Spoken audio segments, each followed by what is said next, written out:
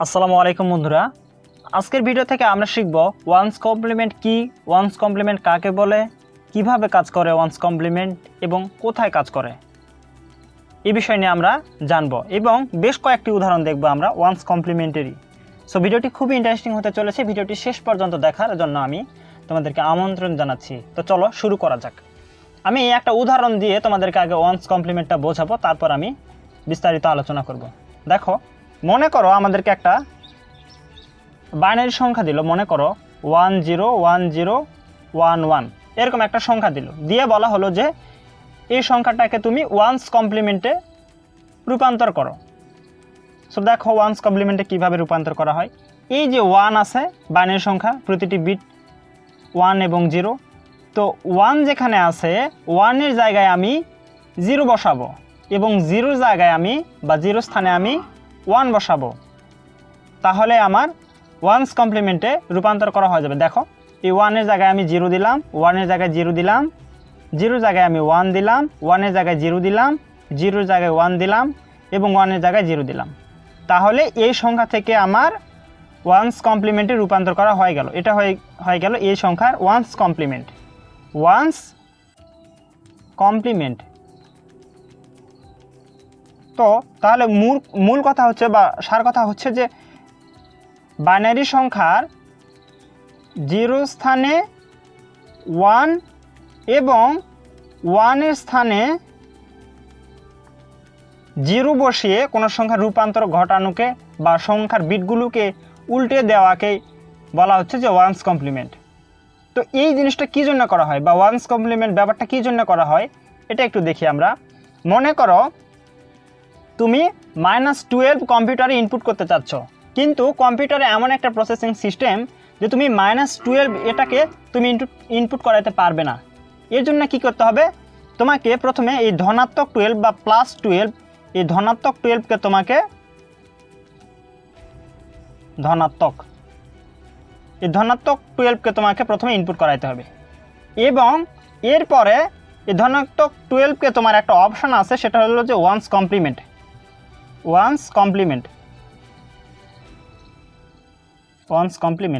তো এই অপশানে ওকে করতে হবে, তাহলে এটা এই +12 থেকে এটা কনভার্ট হয়ে -12-এ রূপান্তর হবে এবং স্ক্রিনে সেটা প্রদর্শন করবে। এটাই হচ্ছে যে ওয়ান্স কমপ্লিমেন্ট। তো এই কাজটা আমরা 3 উপায় করতে পারি। তো এই ঋণাত্মক সংখ্যা গঠনের 3টি পদ্ধতি রয়েছে। প্রথমটি হলো প্রকৃত মান গঠন বা সাইন ম্যাগনিটিউড স্ট্রাকচার। এরপরটি হচ্ছে যে 1-এর পরিপূরক বা ওয়ান্স কমপ্লিমেন্ট এবং তারপরেটা হচ্ছে যে 2-এর পরিপূরক বা টুস কমপ্লিমেন্ট। এদের মধ্যে এই প্রকৃত মান গঠনের মাধ্যমে যে ঋণাত্মক সংখ্যা গঠন করা হয় এটা বর্তমানে আর ইউজ হচ্ছে না, এটা আগে ব্যবহার হতো। অর্থাৎ এটা একটা সহজ কৌশল বা সহজ একটা পদ্ধতি ছিল এবং বর্তমানে আমরা ইলেকট্রনিক্সে জটিল সার্কিট ব্যবহার করি এবং সেই ক্ষেত্রে এই প্রকৃত মান গঠনের মাধ্যমে যদি আমি ঋণাত্মক সংখ্যা গঠন করি, সো এই জিনিসটা অনেক সময় নেয়, সময় সাপেক্ষ হয় এবং খুব একটা ভালো দেখায় না। সো বর্তমানে 1-এর পরিপূরক এবং 2-এর পরিপূরক ব্যবহারের মাধ্যমে ঋণাত্মক সংখ্যা গঠন করা হচ্ছে এবং ঋণাত্মক কোনো সংখ্যাকে যদি কম্পিউটারে ইনপুট করতে হয় তাহলে আমাকে প্রথমে ধনাত্মক সংখ্যা লেখার পর 1-এর পরিপূরক বা 2-এর পরিপূরক বা ওয়ান্স কমপ্লিমেন্ট বা টুস কমপ্লিমেন্ট পদ্ধতিতে সেটাকে কনভার্ট করা হচ্ছে। তো আজকের আলোচনার বিষয়টা হচ্ছে যে 1-এর পরিপূরক। তো 1-এর পরিপূরক কাকে বলে বা 1-এর পরিপূরক কি, এটা বলার আগে আমি তোমাদেরকে আরও বেশ কয়েকটা উদাহরণ দেখাবো, যে উদাহরণগুলি তোমাদের জন্য বেশি গুরুত্বপূর্ণ। সো আমি উদাহরণগুলি তোমাদেরকে আগে বুঝিয়ে দিব, তারপরে আমি সেখান থেকে কিন্তু আমি তোমাদেরকে সংজ্ঞা যেটা বা কাকে বলে আমি সেটা শেখাবো। তো দেখো, এই যে 12, এই 12কে কিন্তু আমি ডেসিমেলে লিখেছি। তুমি কিন্তু ডেসিমেলে কম্পিউটার এই 12কে ইনপুট করাতে পারবে না, তোমাকে কিন্তু এই 12কে কিন্তু বাইনারিতে রূপান্তর করে নিতে হবে। দ্যাট মিন্স তুমি সেটাকে কনভার্ট করতে পারবে। সো আমি +12কে আমি প্রথমে কম্পিউটারে ইনপুট করতেছি। তাহলে +12কে কম্পিউটারে ইনপুট কীভাবে করা যায়, দেখো যে +12কে আমি কম্পিউটারে ইনপুট করতেছি।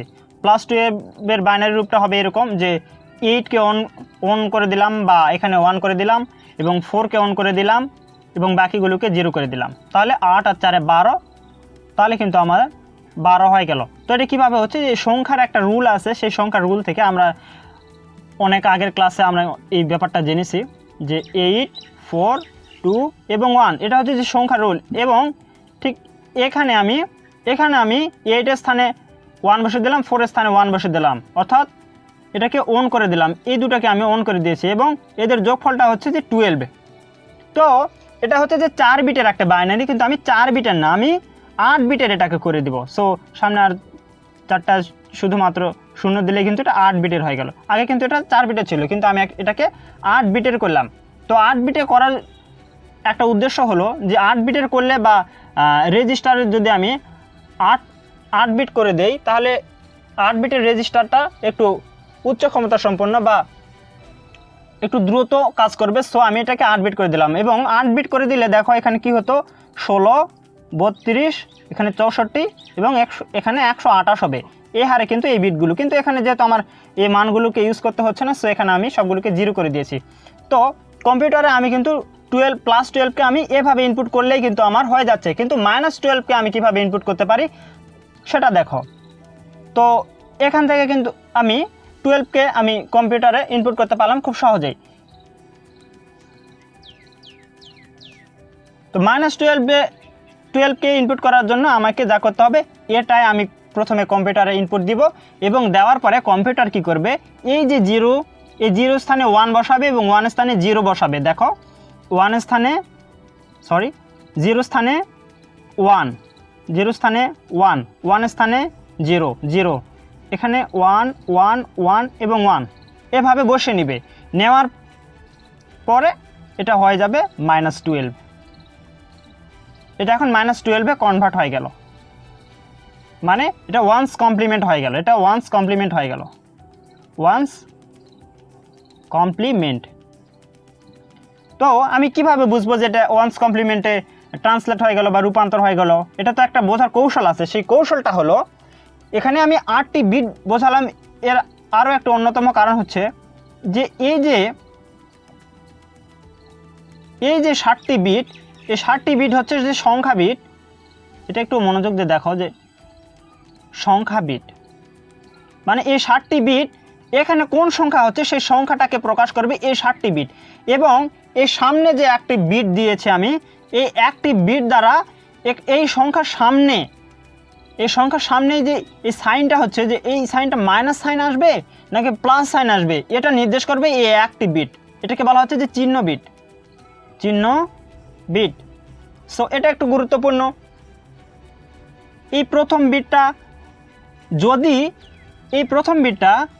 1 হয়, দেখো যদি এই প্রথম বিটটা যদি 1 আসে, তাহলে এটি একটি ঋণাত্মক সংখ্যা। 1 থাকলে ঋণাত্মক সংখ্যা।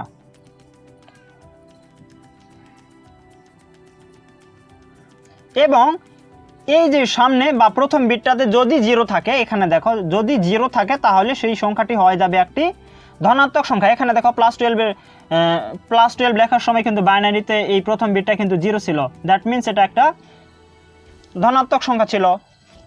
সো আমরা বলতে পারবো যে 0 থাকলে সংখ্যাটি হবে ধনাত্মক সংখ্যা।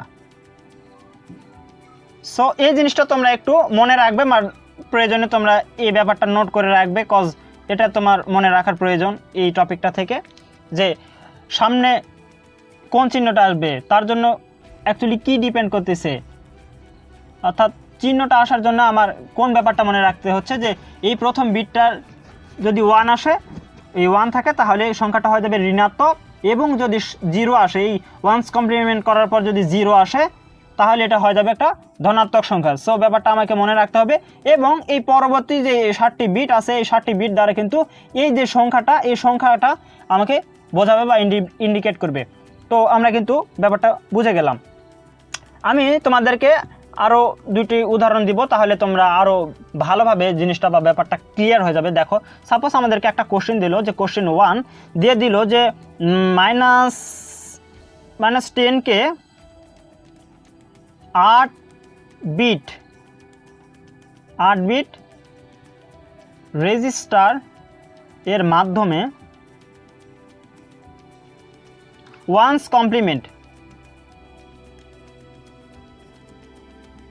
কমপ্লিমেন্ট করে দেখাও। মানে এটাই কিন্তু এরকম কোশ্চেনই কিন্তু তোমার আসবে। সো আমি যেহেতু এটা একটা ম্যাথ করতেছি, সো আমি লিখলাম সমাধান। এবং যেহেতু আমি কম্পিউটারে কি -10 কি আমি কম্পিউটারে ইনপুট করতে পারবো না। সো আমি প্রথমে কম্পিউটারে +10 এটা আমি ইনপুট দিব। তো +10 ইনপুট দিলে আমাকে কিন্তু 8 সক্রিয় করতে হবে এবং 2 সক্রিয় করতে হবে এবং মাঝে 2টি অফ থাকবে। সো অফ করে দিলাম, এটা কিন্তু 10 হয়ে গেল। এবং যেহেতু 8 বিট রেজিস্টারের জন্য বলা হয়েছে, এটাই হচ্ছে যে 8 বিট রেজিস্টার। সো এটাকে আমি 8 বিট করে দিলাম, 8 বিট হয়ে গেল আমার এটা সম্পূর্ণ। সো এটা কিন্তু +10 বোঝাচ্ছে, যেহেতু এখানে সাইনটা আছে কি 0 আছে, সো এটা প্লাস। তো আমি এটাকে ওয়ান্স কমপ্লিমেন্ট করতে চাচ্ছি বা আমি -10 এ রূপান্তর করতে চাচ্ছি ওয়ান্স কমপ্লিমেন্টের সাহায্যে। সো এই যেখানে আমি 0 আছে, এই যে 0 স্থানে আমি 1 বসাবো, 1 স্থানে 0 বসাবো এবং বসে ওয়ান্স কমপ্লিমেন্টে রূপান্তর করব। সো আমি 0 স্থানে 1 দিচ্ছি, 1 স্থানে 0 দিচ্ছি, 0 স্থানে আমি 1 দিচ্ছি, 1 স্থানে 0 দিচ্ছি এবং এই বাদবাকিগুলোতে আমি 1 করে দিচ্ছি। এবং এর মাধ্যমে আমি যেহেতু 10 এর ওয়ান্স কমপ্লিমেন্ট করতেছি, সো সংখ্যাটা নিঃসন্দেহে 10ই আসবে। এবং সাইনটা যেহেতু সামনে 1 আসলো, সো সামনে একটি মাইনাস আসবে বা এটা ঋণাত্মক সংখ্যা হবে, ঋণাত্মক। সো এইভাবে কিন্তু ওয়ান্স কমপ্লিমেন্ট করতে হয়। ওয়ান্স কমপ্লিমেন্ট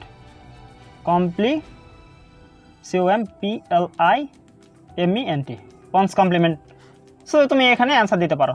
ওয়ান্স কমপ্লিমেন্টে আমার রূপান্তর করা হয়ে গেছে। সো মনে করো তোমাদেরকে আরও একটা কোশ্চেন দিল যে -8 কে 8 বিট রেজিস্টার এর মাধ্যমে প্রকাশ করো। সো তুমি 8 বিট রেজিস্টারের মাধ্যমে কিভাবে প্রকাশ করবে দেখো, আমি লিখতেছি। দেখো,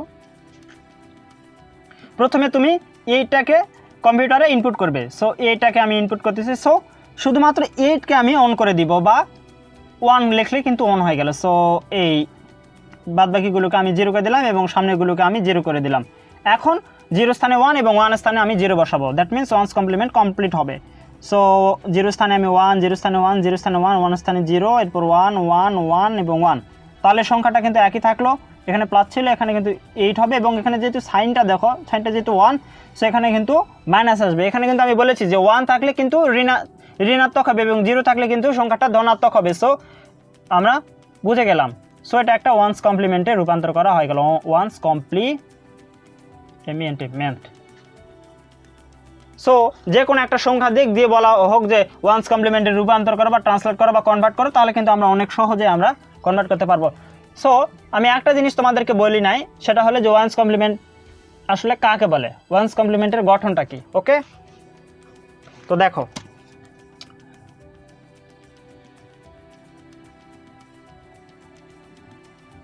ওয়ানের পরিপূরক গঠন।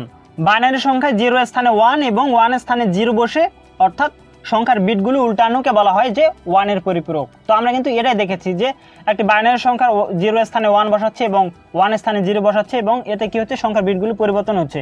এটাই হচ্ছে যে 1 পরিপূরক। তো তোমাকে যদি কোশ্চেন করা হয় 1 পরিপূরক কাকে বলে, তো এটা তুমি সংখ্যাটা দিয়ে দিবে। দ্যাট মিনস তোমার 1 পরিপূরক গঠনটা কমপ্লিট, 1 পরিপূরক কীভাবে করতে হয় কমপ্লিট, এবং 1 পরিপূরক সম্বন্ধে যে যাবতীয় তথ্যাদি আমি সম্পূর্ণভাবে তোমাদেরকে বোঝানোর চেষ্টা করলাম। আশা করতেছি তোমরা ব্যাপারটা সম্পূর্ণভাবে বুঝেছো। যদিও এরপরে যদি তোমাদের কোনো সমস্যা থেকে থাকে যে 1 কমপ্লিমেন্ট বা ওয়ান্স কমপ্লিমেন্ট বা 1 পরিপূরক ভাবে বুঝতে পারলাম না, সো একটু কমেন্ট করে জানিও, তাহলে আবার আমি রিপ্লাই হিসেবে আবার অন্য ভিডিও ভালোভাবে দেওয়ার চেষ্টা করব।